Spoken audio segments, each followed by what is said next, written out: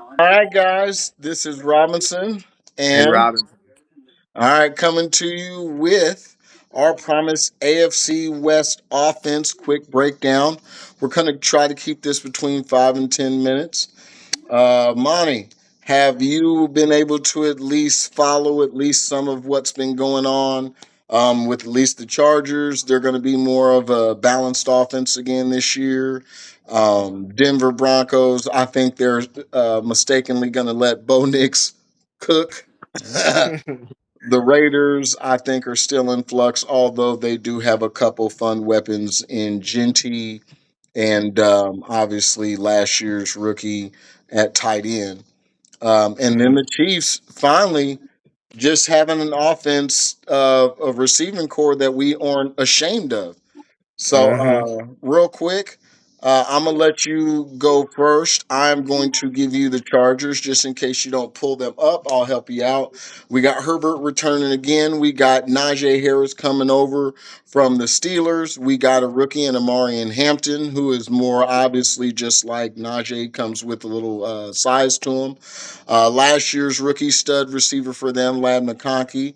Mhm. TCU receiver who still has not shown that he could be anything. Quentin Johnson and Allen is back to retire. Will Disley is there to be more of your fundamental old school tight end.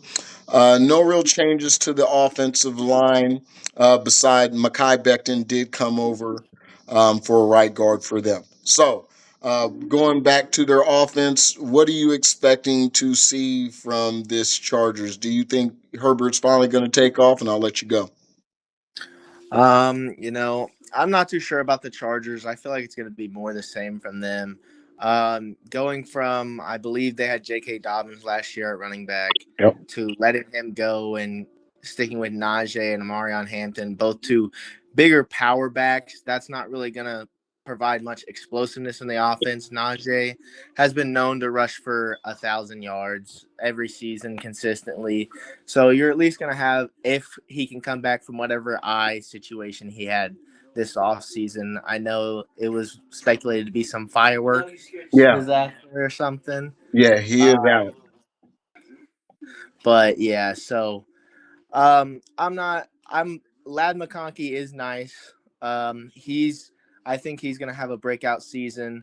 It sucks. Rashawn Slater going down their left tackle. It seems like he's gonna be out for the season. Yep. So I'm expecting a little bit more of the same from the Chargers. I don't think anybody other than Lad McConkey is going to change games. And like we said, Keenan Allen just coming back to retire a Charger. He's going to be a consistent catch guy, but he's not going to be your big play guy like you have with Mike Evans. He'll use his size down the field. And Keenan Allen's he doesn't have that quick down the field athleticism anymore. He'll be those quick little digs or curls, something like that. Gotcha. And don't expect much from Will Disley. No, Will Disley's always been kind of just he's not your big play tight end. It's if nothing's there, he's your quarterback's best friend. Just dump it down to him. There you go.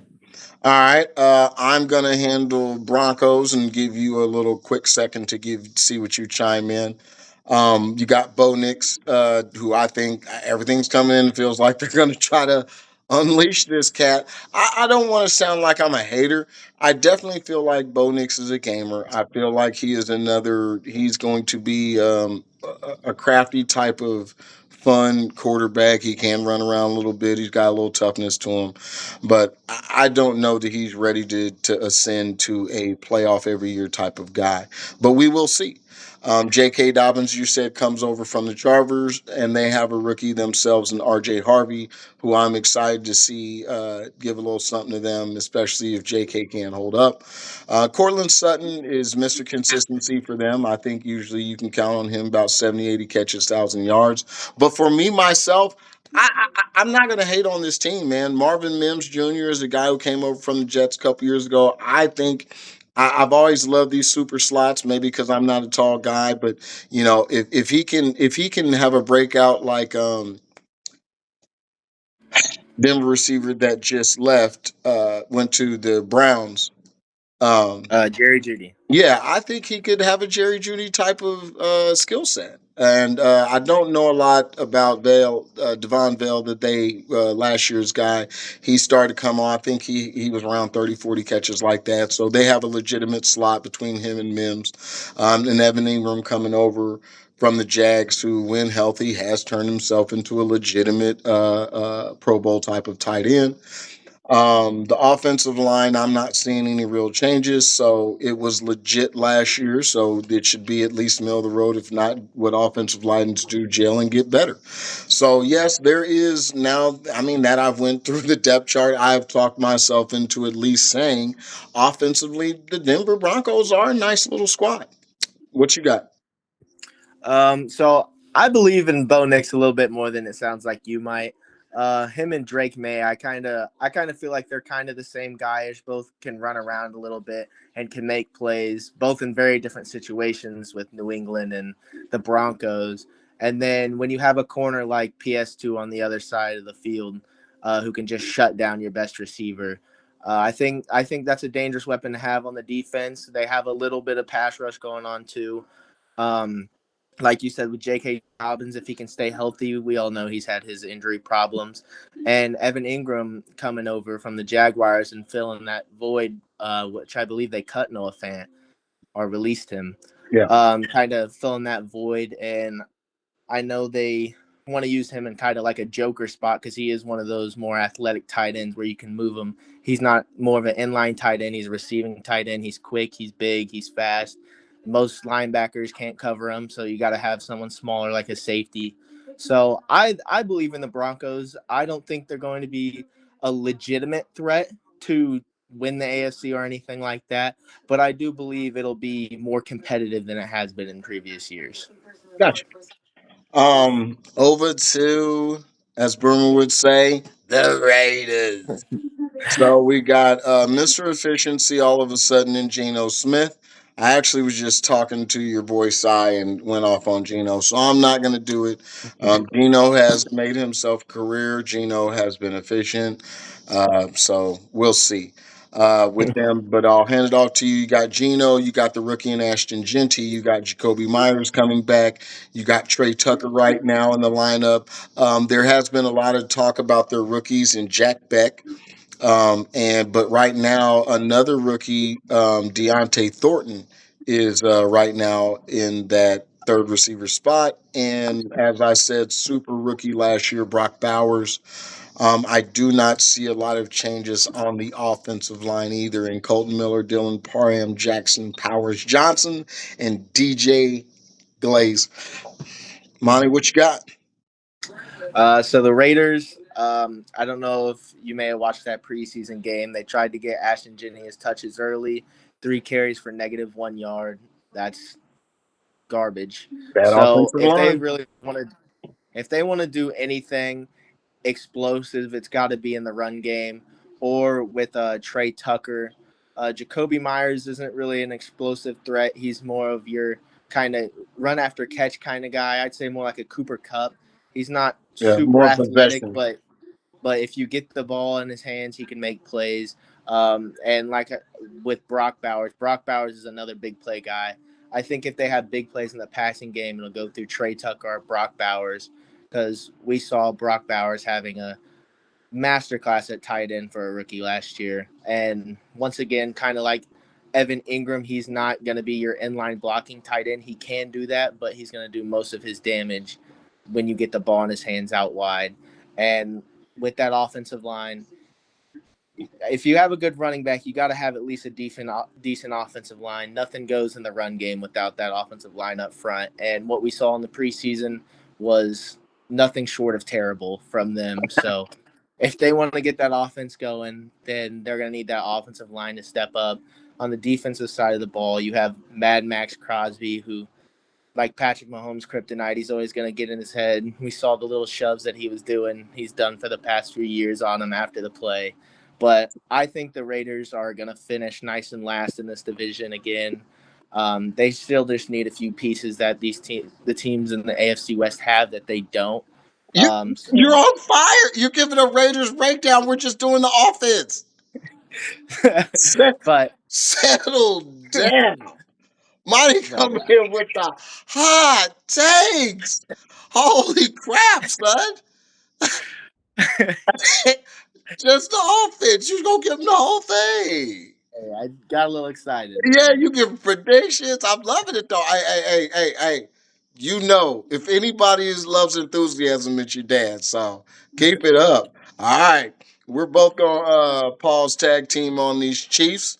For the last ones, man, health and law on our side with out missing much time, hopefully with Rasheed. And if Brown and Worthy can stay healthy, we finally will have a receiving core reminiscent to a couple years back when we had everything going. So we don't really have to go the names, but we will just because it's fun. We got Patrick Mahomes, Pacheco back, teaming up this time with Kareem Hunt. Rasheed Rice, Xavier Worthy, and Hollywood are your starters. I've been hearing a mixed bag though. I've been hearing actually previously for the past 2 weeks, it's been Jalen Royals who has been the kind of up and coming in camp. But then recently, I've heard Taquan Thornton has really been making some boundary catches, and we saw in the preseason, obviously Remigio is getting another chance to see what he can do. So I mean, but he's an holdover who's been sitting around for years. So even if he makes a team, they know what they have in him. Kels says he's actually in. He said he turned back the clock. He said he was too worried about setting himself up and for entertainment biz, and he took it. He took it personal. He said he's faster in prime shape. So if he's got the wiggle like he does just maybe 3 years ago, because you don't get younger, that will definitely be something for the offense. Rookie Josh Simmons coming in here, who so far cannot be knocked out of that left tackle spot. We saw him going against a veteran pass rusher and Barron, and held his own. So I'm excited about what we can do. Two-headed monster with Kareem Hunt and Pacheco. I wish Pacheco finally would show the 4.4 speed that I've never seen. Rasheed Rice, if he looks anything like he did the beginning of last year, and Xavier Worthy looks anything like he did at the end of last year, and Hollywood Brown looks anything like the receiver that he was his, I want to say, second or third year in Baltimore, and Travis Kelsey looks like he did 3 years ago, and this offensive line looks like it did about 3 years ago, Mhm. you go ahead and take it from there, Monty. Yeah, I'm just gonna piggyback right off that with the excitement about this offense. We've been hearing, if you've been watching the preseason games, they do the sideline talks with the players and everything like that, and they're all talking about how it's going to be explosive this year. The fireworks are going to be back. So, with all the names that you just named and everything you just said, all we can do as a Chiefs fan is sit back and watch and hope that these fireworks go off, and hopefully it's not a dud like we've been seeing all these dink and dunks. I know defenses have been coming out with the too high and trying to stop the big play and everything like that. But when you have explosive speed like Xavier Worthy, you have Rasheed Rice who can do it all over the field. We have Travis Kelsey who said he's back in his prime.